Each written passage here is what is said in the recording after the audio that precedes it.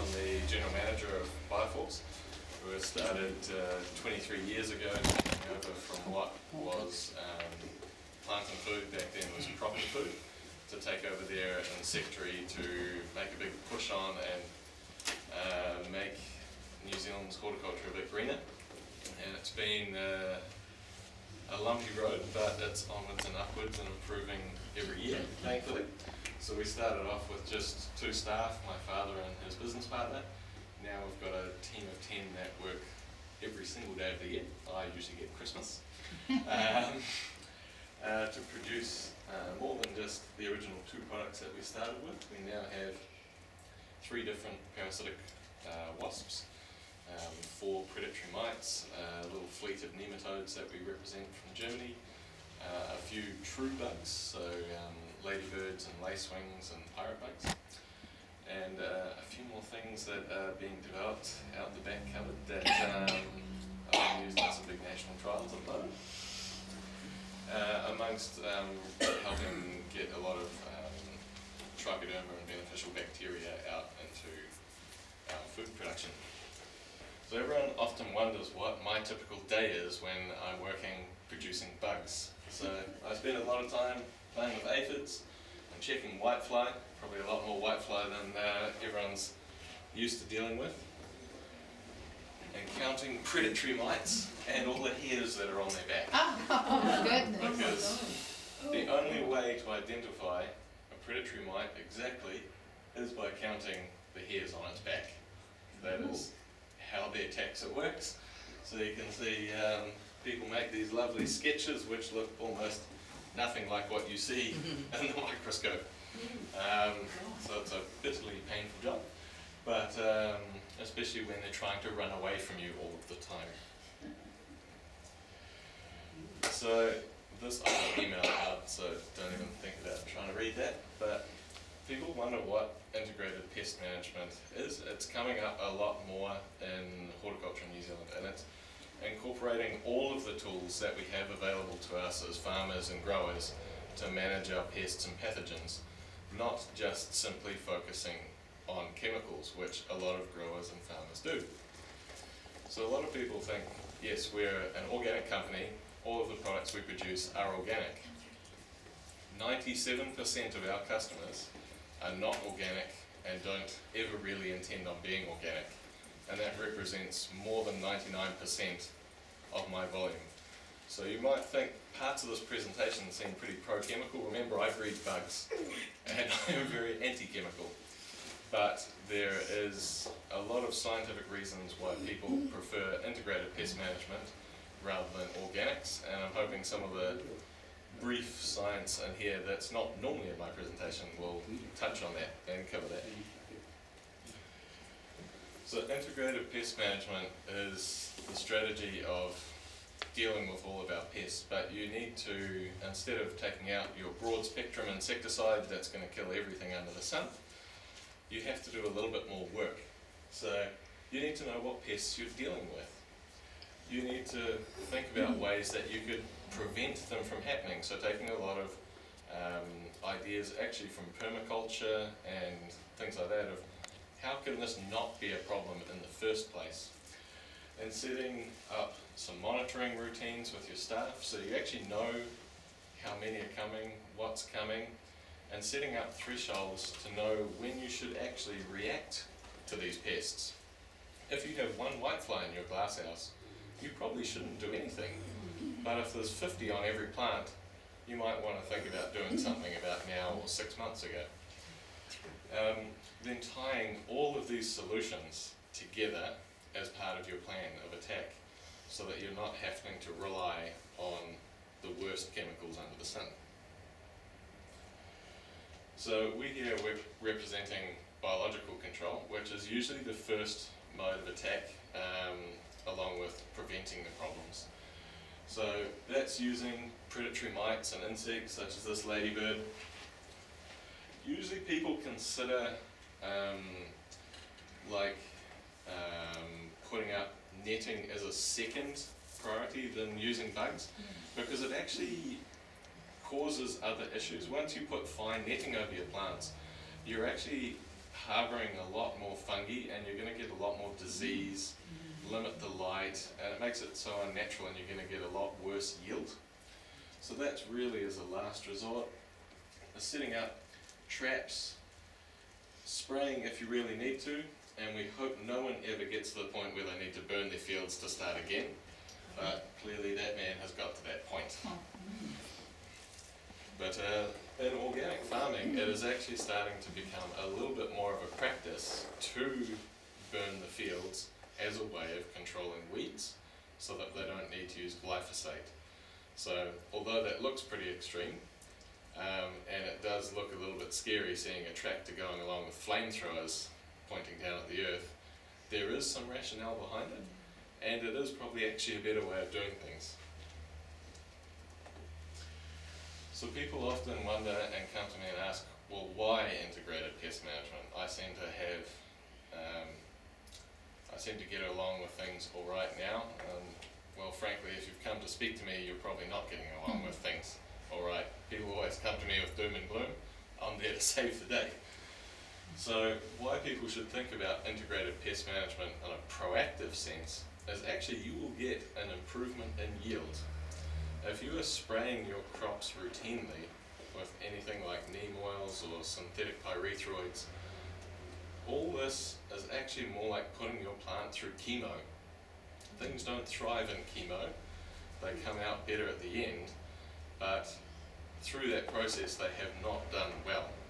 So crops that are not sprayed are going to be more productive, and they're going to produce healthier food. And they tend to actually then be a bit more resistant to insect attacks as well. So the big benefit as well is you're reducing your chemical inputs, you're reducing the risks of insecticide resistance, which we'll touch on a bit later. It's far better for health and safety. You imagine walking around in a glass house just dropping off some bugs rather than putting on a full hazmat suit in the summer, and you still smell it, and that's not going to be good. And an overall reduction in pesticides in the environment. So why do most of our customers not actually want to be organic? So generally, insecticides that are organic are naturally broad spectrum. They're not targeting specific parts of an insect's biology, and thus fairly well interfere with every insect the same. So that's not necessary to say that ones that affect particular parts of the insect are better for you. They're probably similar infecting us, but it does make it easier to manage your crop or intervene without wiping out everything. And this also, like for a lot of the crops we deal with, are quite pollination intensive. So if you put on a pyrethroid or something like that, or pyrethrin, you're going to take out your bumblebees, you're going to take out your honeybees, you're going to get worse fruit set, you've got all these kind of issues. So do most people that come, it's on a commercial level, perhaps monoculture and in glass houses and things? Yeah, so naturally our biggest customers are commercial customers, but we do supply people down to having a single swan plant, and we supply over 50% of the poultry industry in New Zealand, which is by and large not organic at all. But the larger monocrop you have, the more pests you're going to have to deal with. But it's the practicalities of these businesses that they have to operate like that to meet the demands. So for example here, when you've got organic growing, you have to grow in soil and in the ground, whereas in conventional growing, they're by and large all growing in rock wool, or starting in rock wool and then onto a coir or perlite bag. And this gives you, like, for starters, the amount of salts that they go in to a crop like this was going to be very bad for the soil anyway. So by growing in a medium that gets chipped up and put into compost is sort of given as a better alternative than needing to fumigate the soils, because when it's grown in a glass house, in soils like this, you can get a lot of disease building up, and it's very hard to get crop rotations on large scales. So we originally were tomato growers, and we used to grow like that, and then we progressed into pumice bags. Back then, if you could get 20 kilos of tomatoes per square metre, you were doing the best in the country. With the current technologies, with more modern glass houses, some different strains of plants, and using organic inputs like from us, you're scraping at 80 kilos a square metre. So it's a significant improvement. And a lot of Excuse me, but I thought they used hydroponics. yeah, so this is Oh, that is the hydroponics. hydroponic, is So it? there's a dripper spike, and you can see that going in. So it's not a water going under the roots, it's being dripped into the block. So a big thing we've actually worked with our customers with is using microorganisms. With a system like this, then they can reuse their water and they can reuse their nutrients. So it's actually been better for disease suppression and for the bottom line, because they're not having to put so much fertilizer in. Whereas with our traditional setup, it was all just leaching into the floor, and then you'd have to scoop out your glass house every few years and start again. So there's a lot of the ideas in conventional growing have actually been to try and make it better for the environment, and it's not always the case, but with some systems like that, that's the rationale behind it.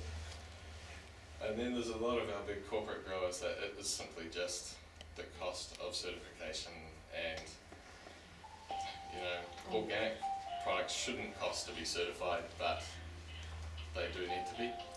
And that is prohibitive to a lot of people when it comes to getting more value from their crop, which hopefully will change in years to come, but has been the unfortunate reality of organic growers having to bear all this extra cost for lower production to try and supply a better product to us. Every time they're behind on the economics, which is really unfortunate, but there is a giant government project, which I'm one of the technical advisors on, which is aiming to make this not the case anymore. So hopefully onwards and upwards. So with the pesticide compatibility, this is the table, probably not very clear at all, but on insecticides, and then here's a table of fungicides. So we've got our beautiful bumblebee here.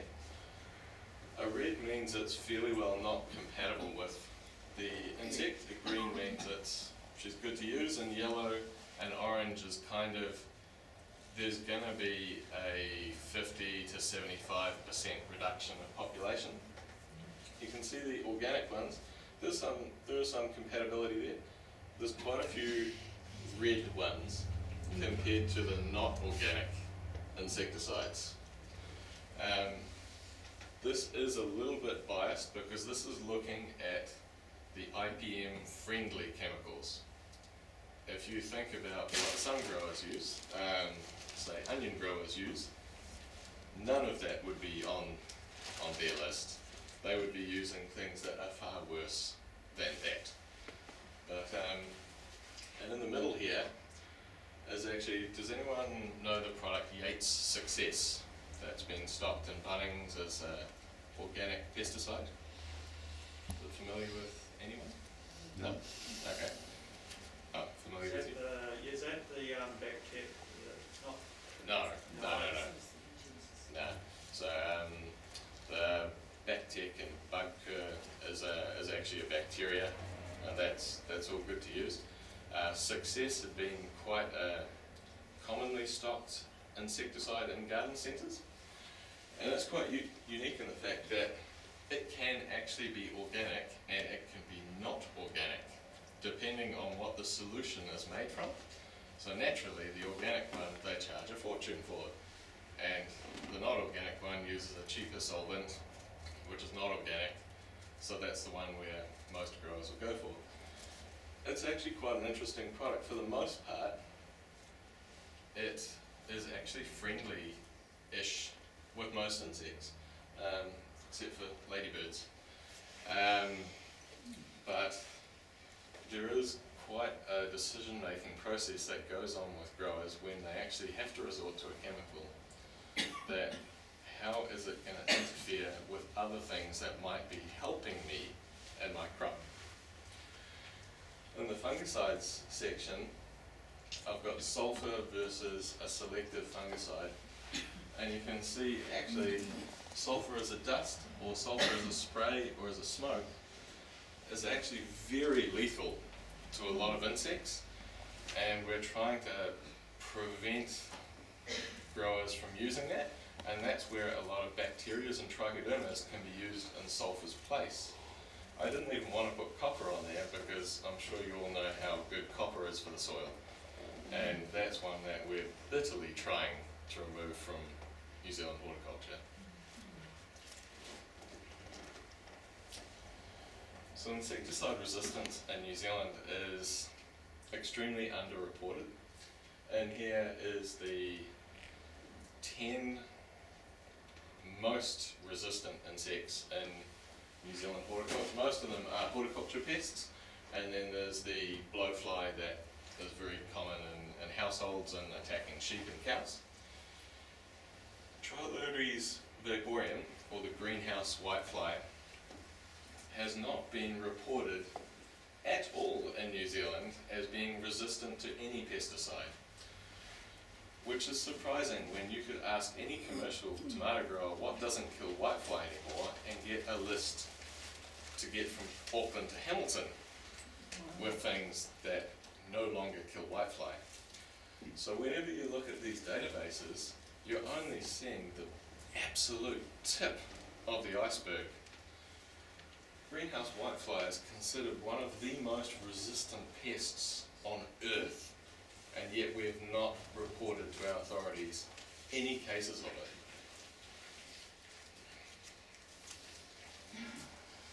So here is a few tables from that same database. So are people familiar with Confidor? Yeah. The one that Bunnings wants to ban?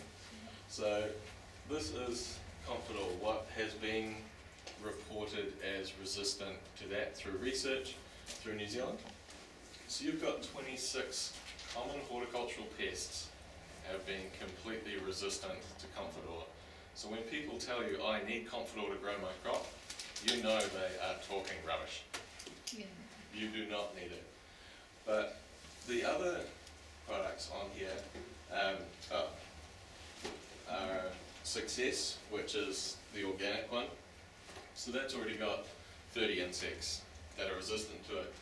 But if you think pyrethrum is also a very common organic insecticide, you've got 32 insects and even more cases globally of it becoming resistant, because when you, for an organic grower, if you don't use integrated pest management, you just take a chemical approach, you're going to get resistant really quickly because you don't have many products to rotate between, and you're going to be killing everything in the crop. So if you companion plant the pyrethrum plant, is that going to help any way better?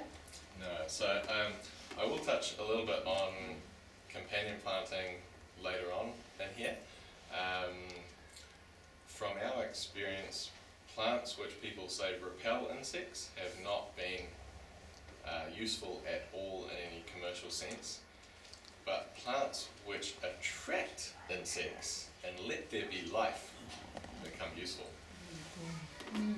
So surely everyone's heard of DDT, right? The one to save the world. That line you definitely cannot see is what's resistant to DDT. Wow. Yeah. So the more we go through time, the more resistance gets picked up and things get resistant to it. There's no point in using DDT these days. It's always seen as this golden sledgehammer. May as well be a water gun.